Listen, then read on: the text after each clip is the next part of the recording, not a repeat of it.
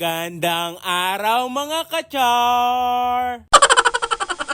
Tara, samahan nyo kung tikman natin ang isang nagtitrending na halo-halo dito sa amin. Nakita ko din pala ang mga tropa nating nagji-gym na kumakain ng halo-halo. Shout out sa inyo! Dito lang pala yan sa 25 Street, Mawakere Settlement sa Pambiabas. Ang pangalan pala ng tindahan nila ay King's Pizza. Huwag nyo nang itanong kung nagtitinda sila ng pizza ha.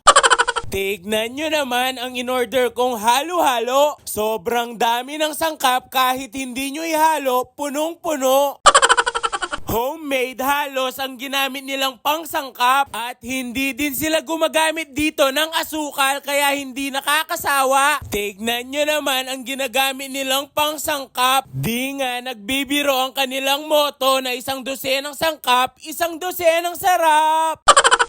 Grabe talaga ang ginagamit nilang pangsangkap at lalo na itong kanilang gatas. Sobrang sarap, parang galing sa single mom. Chor! Tara, tikman na natin ang kanilang halo-halo. Saktong-sakto to sa panahon, sobrang init. Tignan nyo naman ang aking damit. Unang-una, syempre atin tong halo-halo at saka na natin tikman. Tignan nyo naman ang langka, sobrang sarap niyan!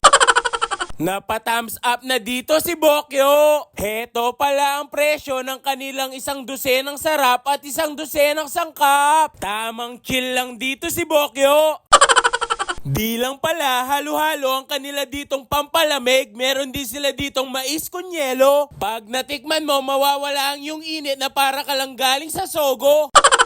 Kita nyo naman kahit hindi ko nasabihin na sobrang dami nilang maglagay ng gatas. Tikman na natin ang mais con yelo. Meron din pala itong langka. Sheesh! Meron din pala sila ditong saging con yelo. Fresh na fresh ang gamit nilang saging na parang si Bokyo.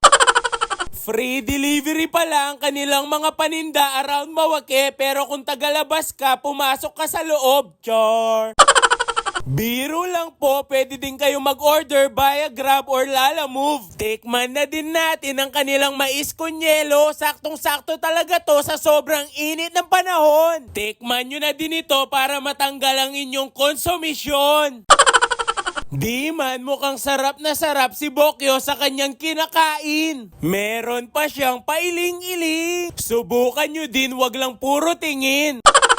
Dahil nasarapan ako sa kanilang mga palamig, sinubukan ko na din itong pinagmamalaki nilang mga pizza. Kita nyo naman, hindi masyadong madami ang kanilang flavor na mapagpipilian. 15 lang, chor.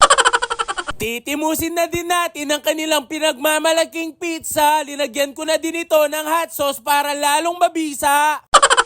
In-order ko pala ang bestseller nila, yan ang King's Pizza. But yan ang in-order ko kasi yan ang pangalan ng tindahan nila. Goods na goods din ang kanilang pizza. Sobrang lambot ng kanilang dough na parang ostya. Chor!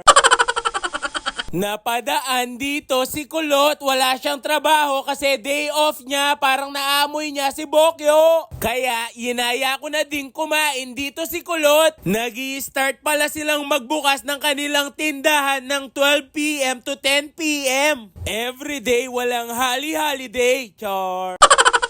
Kung gusto nyong umorder ng aking mga kinain, mag-message lang kayo sa Facebook page nila or kontakin nyo yung number na nakalagay. Oh, sige na, tuloy na namin ang aming kinakain. Baka iba pang kumain.